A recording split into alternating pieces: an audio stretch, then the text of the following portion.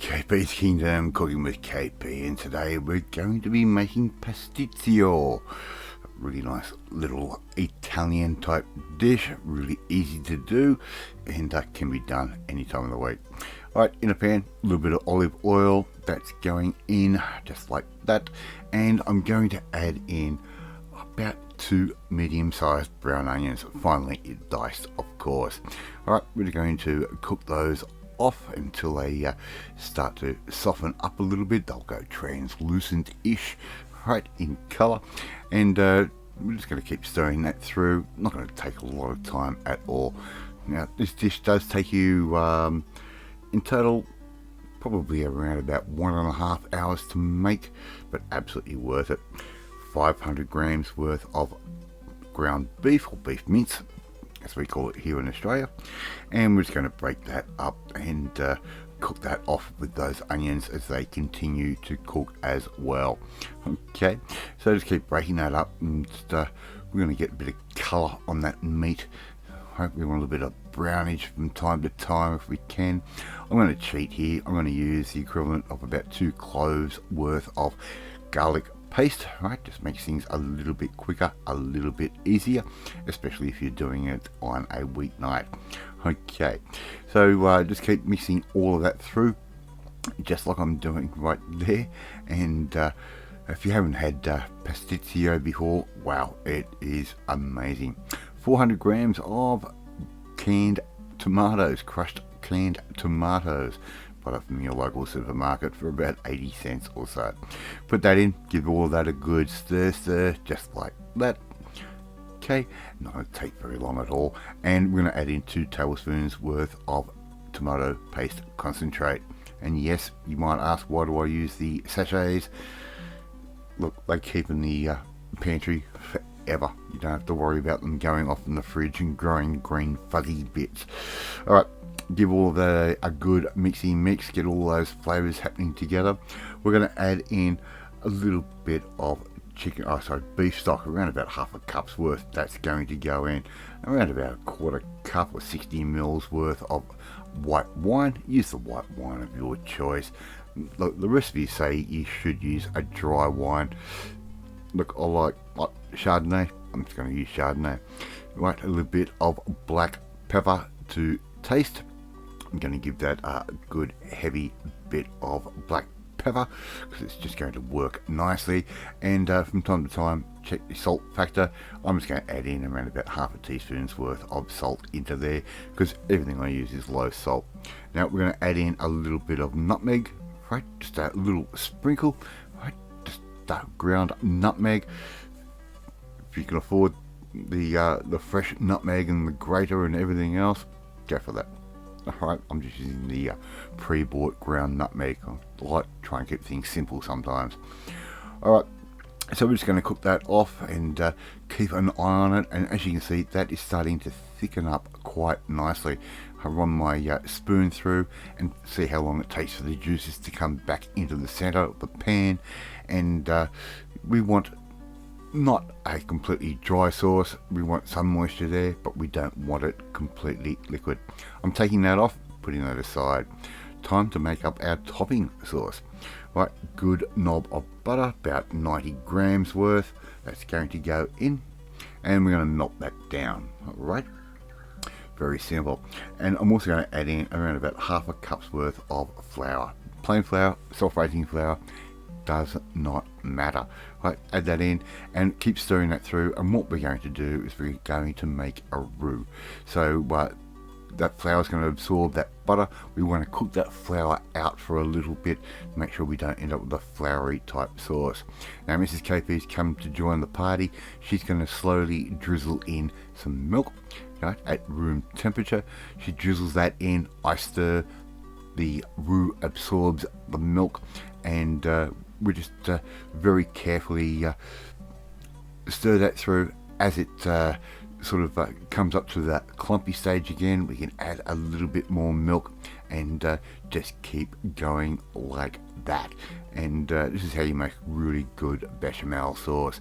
Sometimes I fail, that's why I've got the whisk there on the left hand side, because sometimes I don't stir quick enough. My MS is getting worse, but anyway, that's my problem, not yours. Right, just keep stirring that through, just like that, and we've added in a total of around about 875ml worth of milk there. Another dash of nutmeg, right, just a little sprinkle, some black pepper to taste, right, much or little as you like. I like mine a little bit pepperier. Is that the word? Alright, I'll change over to my whisk, and that's just to try and eliminate any lumpage. So here I've got around about sort of 2 cups worth of grated cheese. Use the grated cheese that you like, it doesn't really matter that much, and we're going to stir that through. I will say add Parmesan cheese in with your mix of cheeses. Alright, we're going to add that in, give all of that a good mixy mix just like that, and we're going to end up with a really beautiful, nice bechamel cheese sauce.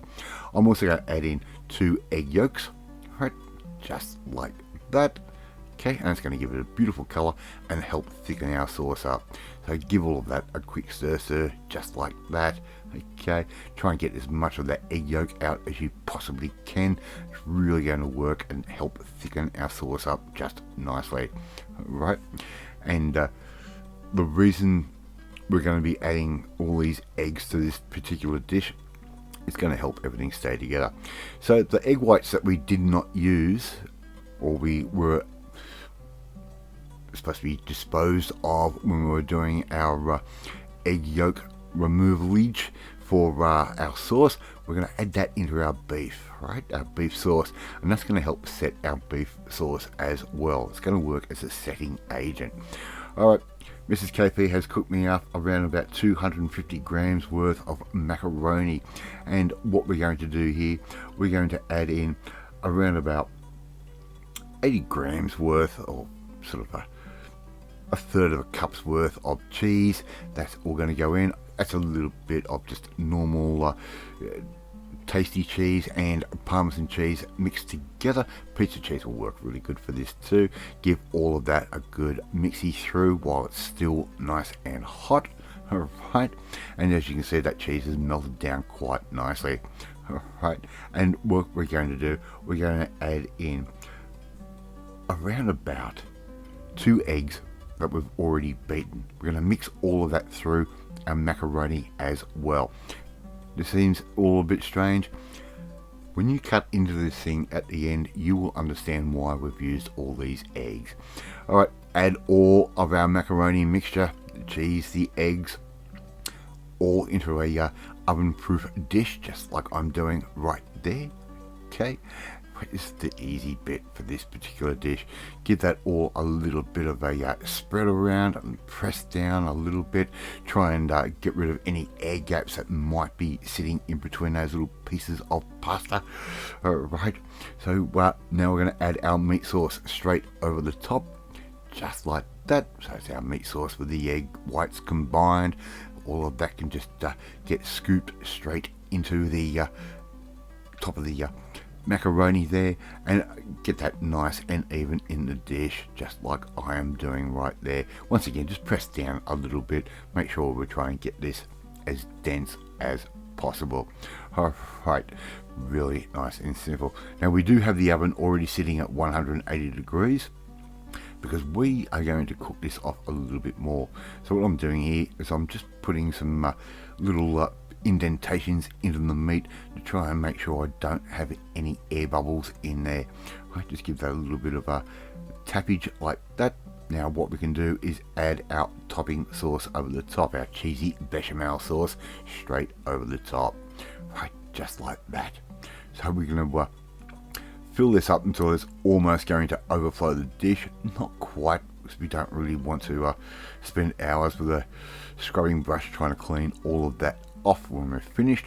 So we're going to add our bechamel down. We're going to add in some breadcrumb over the top, just like that. Okay, and if you haven't had Pastitsio before, oh man, it is so good. Absolutely perfect for parties. You can have this already sort of pre-prepared, put it in the oven 1 hour, 180 degrees, and before you know it, it comes out looking something like that. You've already seen in the opening shots of how it looks when you cut it and when you serve it. It's such a great little dish. Thank you so much for watching this video. I really do appreciate it. If you like this video, hit that like button. It gives me confidence. Should make you feel warm and fuzzy too. Don't forget to hit that notification bell to be notified every time a new video goes up, and share this video with all your friends on all platforms of social media. Please leave a comment. Love reading, love responding to them. In the meantime, you want to learn another new recipe, something a little bit out there, which is sort of traditional, well, you need to come and join the family. My family, hit that subscribe button and you'll never miss another one of my videos again. I'll tweet my Pastitsio and I will catch you next time. Bye.